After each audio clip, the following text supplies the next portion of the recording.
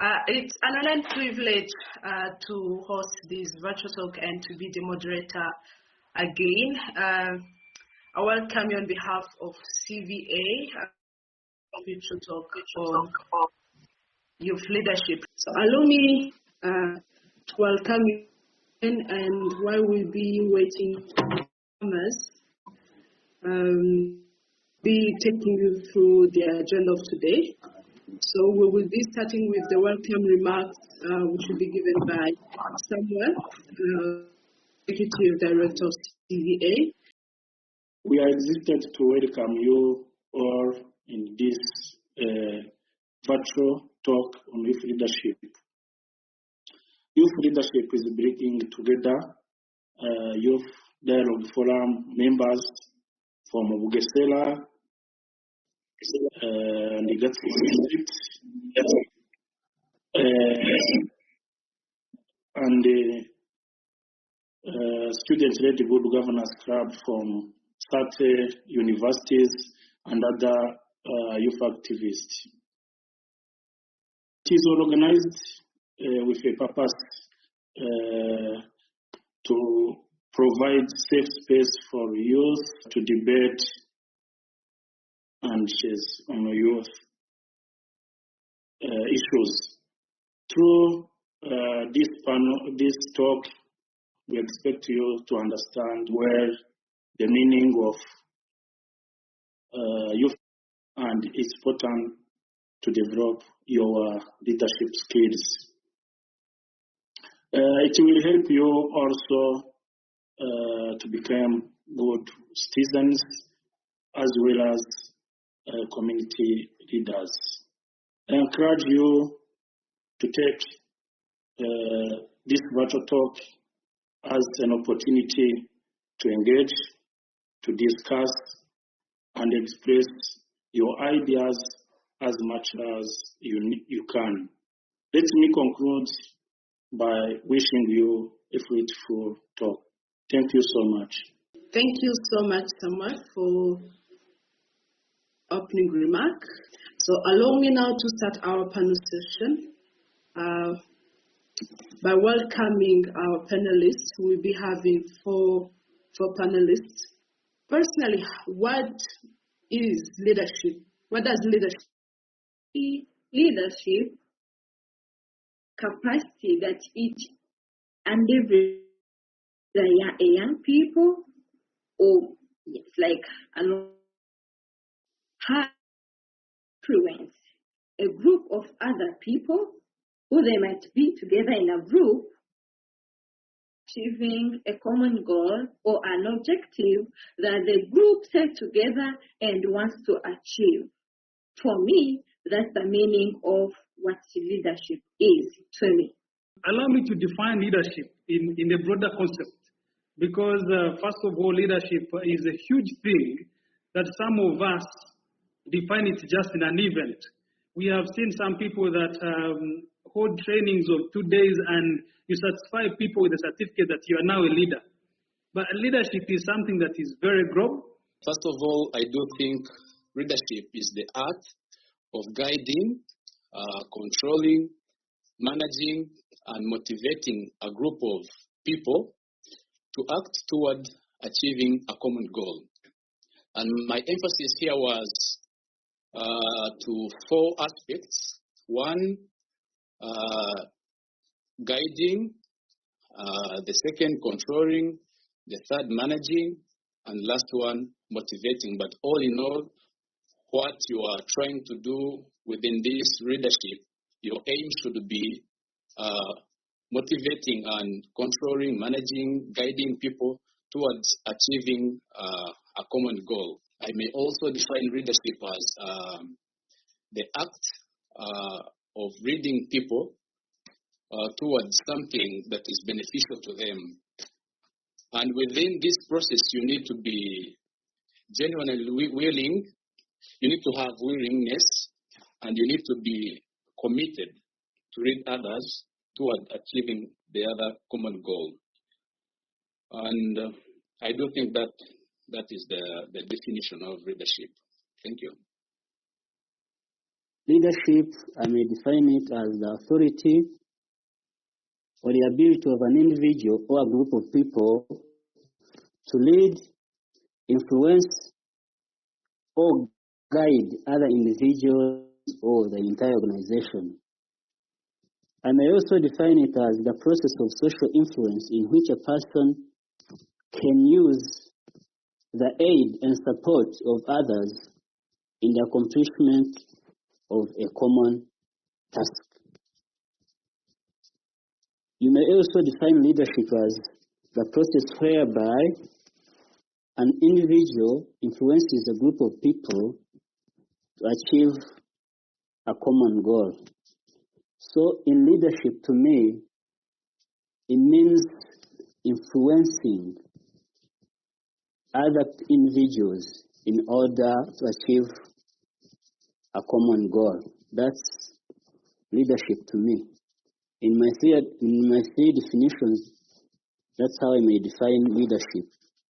There is a certain type of leadership. Can we say that there is leadership for old people, there is leadership for young people?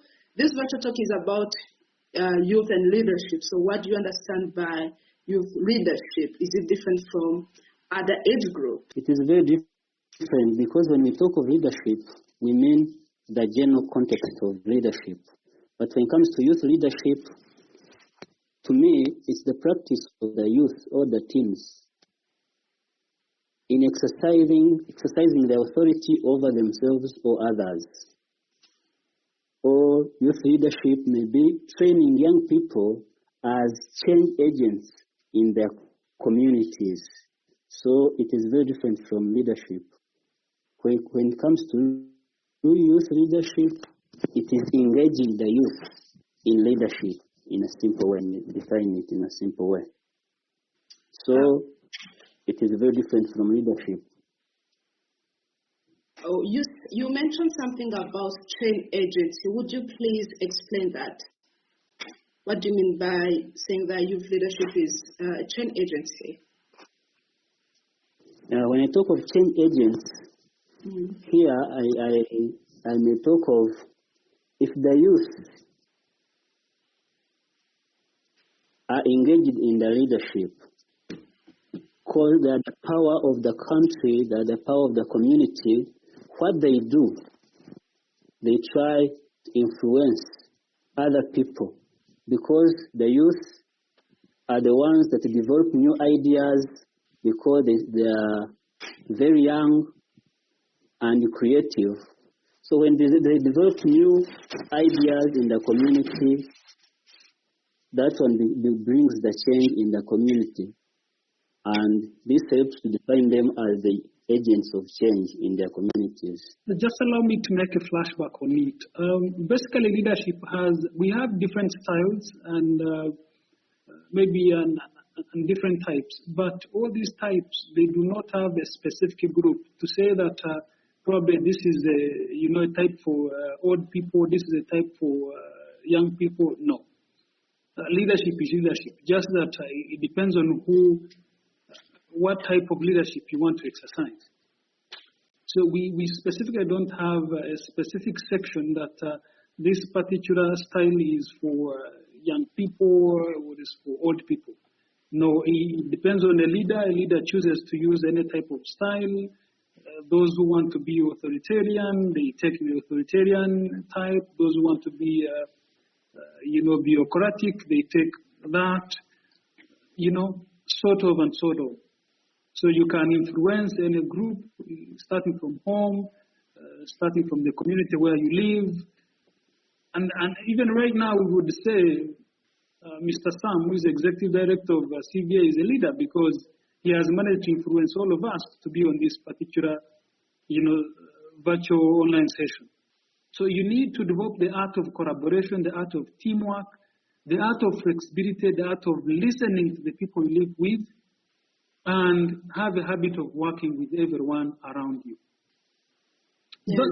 I basically give those two to be key skills: digital literacy, the innovation that brings in communication, creativity, critical thinking, Of course, you talk about leadership and responsibility as well. In my conclusion, I would not also forget leadership because we're talking about leadership development in this session. There are also very key skills that we need, leadership. So we need to learn the art of leadership. And you do not learn art of leadership when you acquire, but you learn art of leadership from way back in your community. What are you doing to change your communities?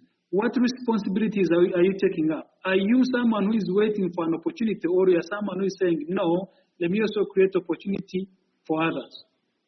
So with that, those are key and core skills that we should learn. Of course, the rest come with our curriculum and the likes. You'll find them in school. But soft skills are very necessary to acquire them also. Thank you very much. Thank you so much, David. Aaron, there is all this that David came to share with us, the 4 C's and all other that are involved, about taking responsibilities, about bringing change in our community. You are a university student, and I think that's the first community that we get to be involved to, and many who are on this are either fresh graduates or are still in college. How do you think we can learn about these skills? How do you think we can, I don't know if the university provide a platform to learn this, even or course that is, but how can we learn these skills and how can we adopt them in our daily life? All right, thank you, Vanessa, and my thanks to David. He has been tackling so many crucial things, and I felt like I was being pinched somewhere to add something about what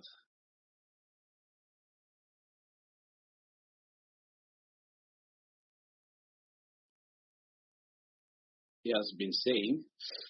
Of course, I'm a university student, and I've been privileged to be one of the student representatives here at my campus. And of course, as a university, there are several things that we try to do. You know, the big number here is composed of young people, and of course, as their leaders, we are still young, so we got a big number of young leaders here. But to help them to be effective, we try to do so many things like we teach them to have confidence through the constant workshops, debates, and several academic things that make students to gather together. Yvette, can you answer the question that was addressed to you? Sorry, I can't get to the chat board easily, but I think you can ask. If you have access on it, then you can answer it. Yes, thank you. I'll go straight to the question asked by Ronald. He wants to have more clarification on that achieving a common goal. As we mentioned it when we are giving definition to what leadership means. Yes. First, as Patrick asked, yes, each and everyone can become a leader by having good manners. Being a leader, to be more clear, being a leader doesn't necessarily mean to have a position. No. Take an example. For us to aim higher in the future, we must learn from our fathers or our mothers or someone else who raised us. Then in the same time, you find like a girl child who behaves like her mother or who behaves like her father. This that child learns from her or his parents. Then we also find like a simple example in the university. When you find like let's take an example like we girls.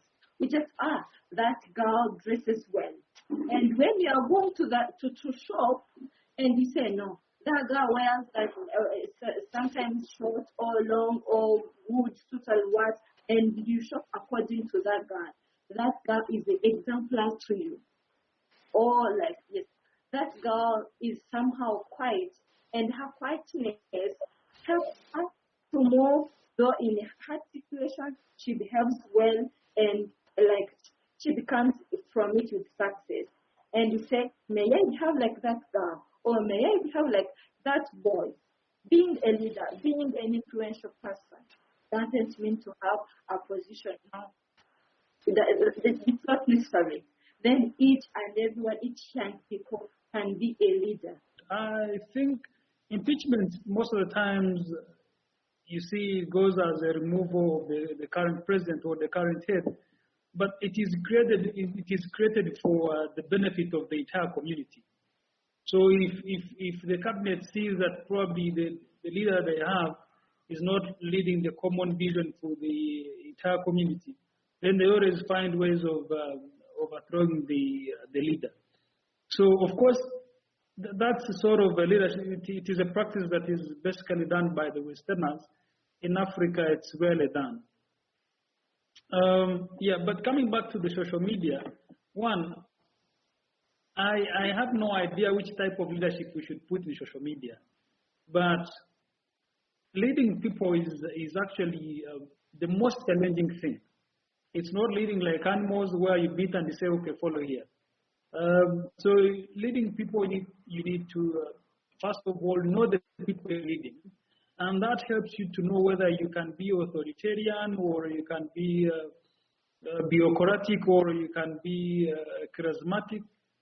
So it depends on the people you lead. From there, you choose the type of style that you should take on.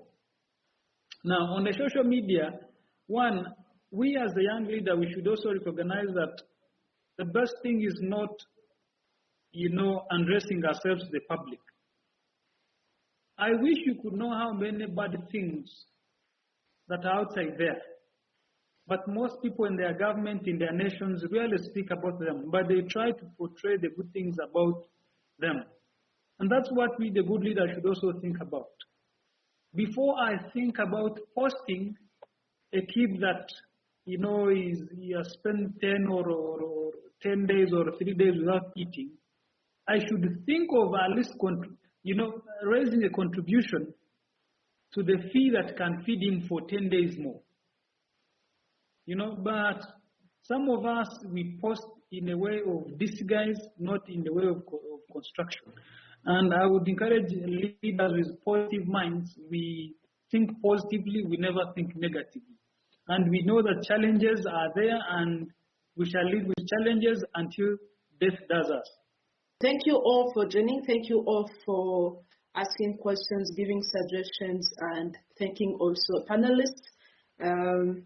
So for now, let me proceed. We have only 6 minutes left. So let me welcome Jackson as member of board of directors to give us remark, and welcome Nishinga Claudine, our guest of honor, to give us the closing remarks. Thank you. Okay, thank you, Vanessa. On behalf of the chairperson of board of directors, he has been with us since we started the talk, but for another urgent reason, he couldn't keep being with us and give us the closing remarks. On his behalf, I would like to thank CVA team for organizing this important event. I would like to express our thanking spirit to the panelists that I will not mention name by name. I would also like to thank very well everyone who accepted to sacrifice the time and be with us. I will not ignore the important points, views, and messages delivered by many participants. What we believe as CVA is that we empower youth and citizens to become active, to build our society. As many people have said, we need to understand that leadership is about influencing and know why we are influencing others and what we should do, and to ensure that we have the common goal. I would also like to thank everyone and Vanessa, Jean-Jacques, who also provided their efforts. Before I close, I would not forget to strongly thank U.S. Embassy Rwanda for the continuous support since the partnership between U.S. Embassy and the CVA started. Thank you very much. Good afternoon, everyone. I believe Vanessa mentioned that I'd be speaking last. Thank you. Thank you so much, Mr. Hakuzimana and Yvette and Jean-Jacques and everybody that was on the panel and everybody that took the time to sit and contribute have their contributions as well as the pertinent questions that were given. I was very much, I was left not worried as of the last question that Vanessa mentioned, not for the youth of tomorrow for this country, rather, but knowing that we have people that have pertinent questions and thoughts and ways and understanding and having tools to discuss ways that they can be good leaders in their community. A lot has been said, and I'm not an expert, and so I'm just saying that as the U.S. Embassy, we really love the youth, and we really love what CVA is doing, making sure that the youth in different parts of the country have the tools necessary to become leaders in their community and leaders of themselves. Just one thing that wasn't mentioned is that to be good influencers of the society, you need to be empathetic of what is happening around you. Maybe this has been mentioned, but I might have not been paying a lot of attention. But the truth of the matter is, to be a good leader is that you need to understand your community or the people that you're trying to lead. So understanding them and knowing their challenges from their point of view gives you a better step forward, a better leap forward for you to create change or even any sort of advantage that you are giving out. I encourage everyone here on this call, as well as those that I know you will be discussing this with, because as good leaders, we do not get just the tools, we also disseminate for those who do not have the opportunity or the time to be with us on this call. Thank you so much for being with us.